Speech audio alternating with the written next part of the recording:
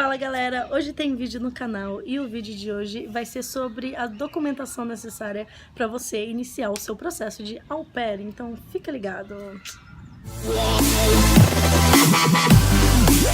Fala galerinha, suave Bright, tô de volta hoje com mais um vídeo no canal. E como eu disse no vídeo anterior, o vídeo de hoje vai ser como foi o meu processo para conseguir o visto pro meu intercâmbio de au pair. Bom, o processo pro visto, todo mundo fala que é um processo assim bem difícil. Pra falar a verdade, o meu processo foi uma coisa bem... Digamos assim, eu criei uma expectativa de que seria um bicho de 7 cabeças por conta de tudo que eu já ouvi, mas na verdade foi uma coisa bem fácil. Na verdade, eu acho que foi mais a minha ansiedade que tornou todo esse processo mais difícil. Tive o match em junho, estou indo só em outubro, então eu tive bastante tempo para correr atrás dessas coisas mais importantes e deu tudo certo, graças a Deus. Agora é só embarcar, estou há 10 dias do meu embarque, estou super ansiosa. Então, para começar, eu mantenho todos os meus documentos nessa pastinha que eu ganhei da agência, que eu acho que é bem legal porque dá para organizar bem os documentos. E pro meu processo de visto, o que eu tive que fazer? Bom, o primeiro passo para você tirar o seu visto é você preencher o formulário do DS-160, que é o solicitante de visto. Preenchendo essa página, você vai agendar a data para você ir no CASV, que é o Centro de Atendimento ao Solicitante de Visto, e um dia posterior a isso, ou quantos dias você quiser, tanto faz, você vai ao consulado. Mas antes de você ir ao consulado, você é obrigado a ir ao CASV, porque é onde eles vão colher as suas digitais e tirar sua foto para no dia da entrevista meio que já tá caminho andado. Então, no dia do CASV, a documentação que eu precisei, eu levei tudo que mandaram no meu e-mail, sobre o agendamento, sobre tudo, todas as informações, confirmação de agendamento que eles pedem para levar também, mas não usei para nada. A única coisa que eu usei foi essa página aqui, que é a página de confirmação. Ó, a página de confirmação do formulário DS-160, que é obrigatório, que na verdade é o solicitante de visto, e o meu passaporte. Não usei mais nada além disso, porém eu levei todos os documentos que eu recebi, tudo que chegou no meu e-mail eu levei por precaução.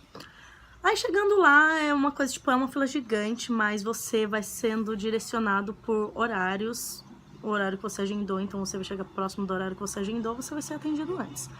As filas são bem grandes, porém o atendimento é muito rápido, foi coisa de tipo 10 minutos eu ficar lá dentro, mais por causa da fila, porque tirou a foto, bateu a foto e pegou as digitais, já era. O dia que eu fui no caso foi exatamente um dia anterior de eu ir no consulado, até mesmo porque é em São Paulo e eu moro no interior, então para eu ter uma facilidade melhor, eu marquei os 2 dias seguidos. E depois do caso e no dia do consulado, eu também levei todos os documentos, levei comprovante de várias coisas, mas também não me pediram nada. E os documentos que eu usei, na verdade, esse documento eles dobram e eles deixam assim, tá até com a marca dobrada, dentro do passaporte.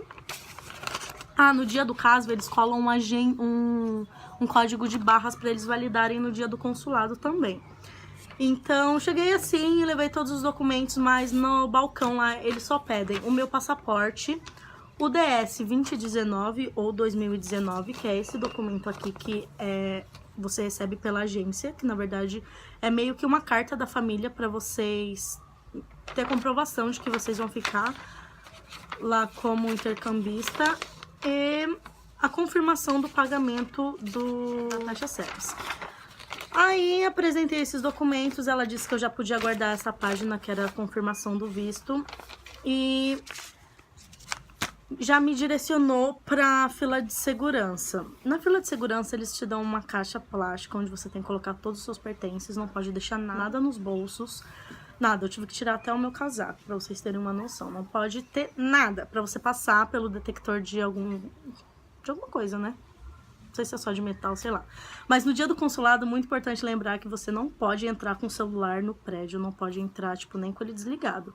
No caso, eles ainda pedem para desligar o celular, então você pode entrar com ele desligado, mas no consulado em si não entra aparelho celular no prédio. Aí chegando, passei pela fila da segurança, tudo certo, aí eles me encaminharam pra outra fila. Eles me direcionaram pra mulher conferir os meus documentos. Na hora que eles encaminham a gente pra conferir os documentos, eles colocam um elástico em volta do seu passaporte com um cartãozinho escrito estudante. No caso, depende do intercâmbio que você tá indo fazer. Ops, depende do que você tá indo fazer. Se você tá indo estudar, eles vão colocar um cartãozinho de intercâmbio. E aí ela falou, tudo certo, pode se direcionar pra fila da entrevista. Na fila da minha entrevista, tinha só uma pessoa na minha frente. Me direcionaram pra uma mulher super gentil, acho que ela era gringa, porque ela tinha um sotaquezinho. Bom, na hora que eu cheguei no guichê pra minha entrevista, ela já logo de cara viu a minha carteirinha de estudante no meu passaporte e perguntou se era au pair. Daí eu falei que sim e perguntou pra onde eu tava indo. Falei o nome da minha cidade e aí ela digitou uns negócios lá no computador e perguntou se eu falava inglês. Mas como todo mundo fala que a entrevista é em inglês, que é um bicho de 7 cabeças, nossa senhora... Tá, se você não souber o inglês básico, você não passa. Sim, se você não souber o inglês básico, você não passa. Mas se você se inscreveu no programa de au pair, você tem que ter o inglês intermediário. Ou seja, não é tão um bicho de 7 cabeças assim. Aí ela perguntou se eu falava inglês. Mas como eu não sabia se era pra responder em inglês ou em português, eu já respondi em inglês. Aí pronto, falei que eu tava aprendendo e aí ela começou a perguntar. Ela não fez muitas perguntas, perguntou se eu falava com a família. Daí eu falei que a gente conversava desde que nós tivemos um match. E ela perguntou quantas crianças eles tinham.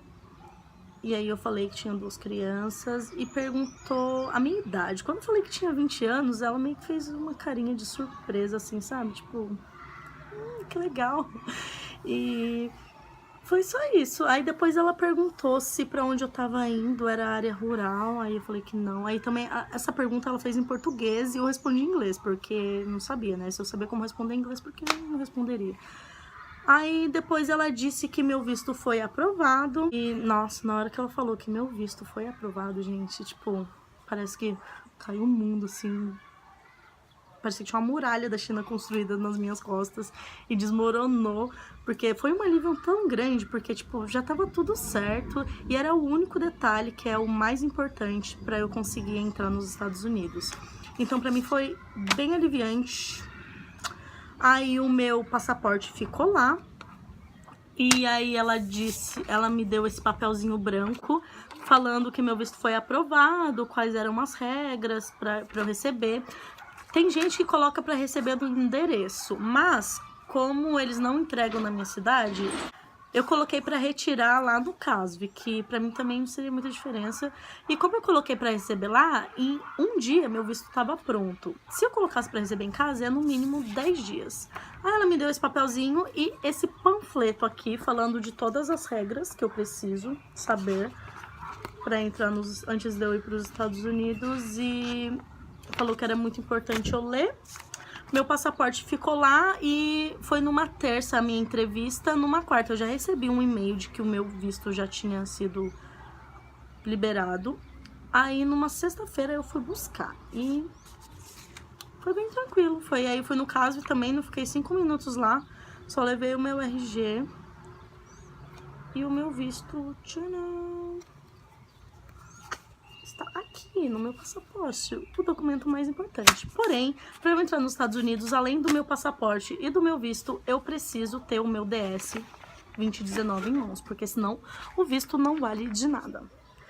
E é isso, além desses documentos, que são os mais importantes, no caso o passaporte e o visto, eu tirei a minha carteirinha internacional de vacinação, porque se eu quiser viajar para algum outro país, para os Estados Unidos, exatamente para os Estados Unidos não é necessário, mas se quando eu estiver lá eu quiser ir para outro país, eles exigem que eu tenha a vacina de febre amarela. Tirei a minha PID, que é a permissão internacional para dirigir, e imprimi os meus cartõezinhos de seguro-saúde, essas coisas. E um detalhe, gente, todo mundo fala que a PID não é válida lá nos Estados Unidos.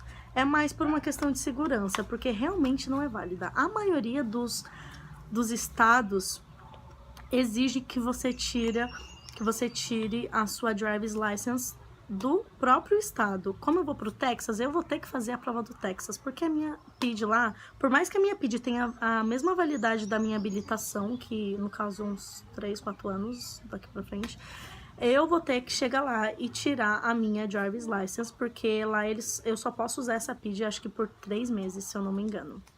E é isso. Eu já adiantei esse processo da driver's license. Lá você vai fazer uma prova online e depois uma prova prática. Aquele cursinho que a gente faz aqui no Brasil de 10 dias é tudo online e a prova também online, ou seja, você pode fazer em casa de boas. Então, eu já fiz, que eles mandaram pra eu fazer, e foi bem cansativo, assim, porque, sério, eu fiquei acho que umas 10 horas fazendo, eu não fiz direto, porque tinha hora que eu achava que eu tava prestando atenção e, na verdade, tava no mundo da lua, então, às vezes eu dava uma pausa, porque ninguém merece ser torturado, né, 10 horas seguidas. E foi isso, aí depois eu fiz o teste, passei no teste, e agora, quando eu chegar lá, eu só preciso fazer a minha prova prática. Assim que eu fizer a prova prática, já estou livre para dirigir nos Estados Unidos legalmente.